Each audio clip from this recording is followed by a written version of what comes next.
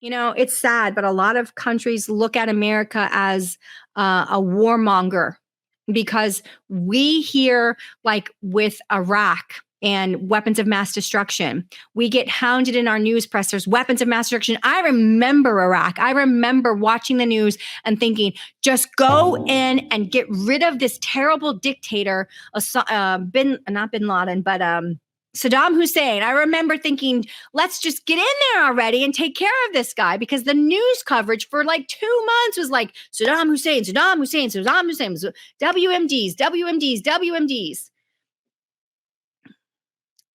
I'm just telling you that the rest of the world doesn't view America in the same way we Americans view America.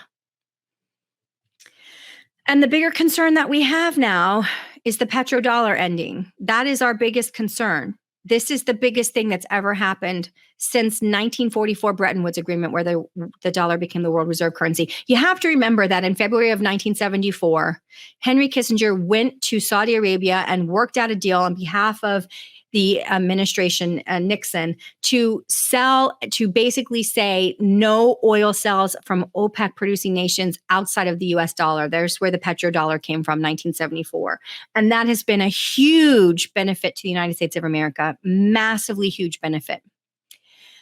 If we stop all oil petroleum sales outside of the dollar, we have big problems in this country. You do not understand how much of our dollar other countries buy to transact business in US dollars.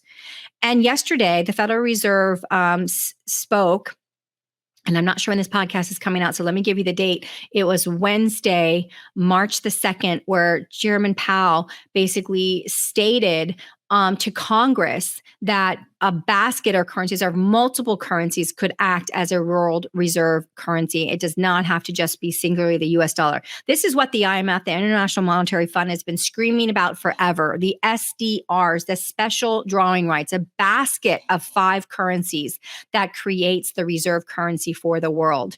And I have never heard a Federal Reserve chairman ever even mention a basket of currencies or multiple currencies acting as the world reserve currency. This sent alarm bells and chills down my spine. This was shocking, and the world missed it.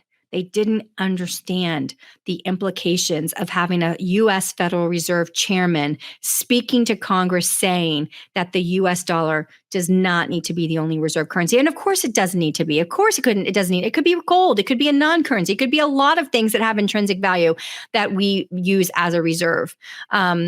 Obviously, they want it to be fiat so they can grow it unconnected to any intrinsic asset class. But the fact is, it could be something else, or it could be a basket of something else. But the very fact that the Federal Reserve Chairman is talking about that means that this is something they know is coming, and they're trying to prepare us. And I want to explain to you, the end of the dollar as the world reserve currency is the biggest development since World War II from a monetary and fiscal perspective. It is astronomical. And I know it's not happening tomorrow, and I know it's not happening tonight, but I am telling you that the fact that it's being mentioned before Congress by Powell, Chairman Powell, is telling.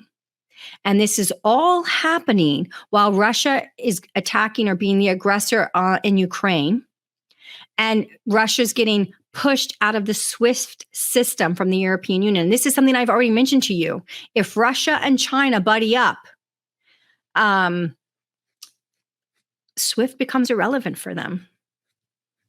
Now, it's not irrelevant today because literally today, we still have SWIFT. It will take time. It will take time to disgorge the way business is done globally. But what I've been saying, which is the end of the central banks as we know it, especially in the United States, we are further along that path. We are further down that road.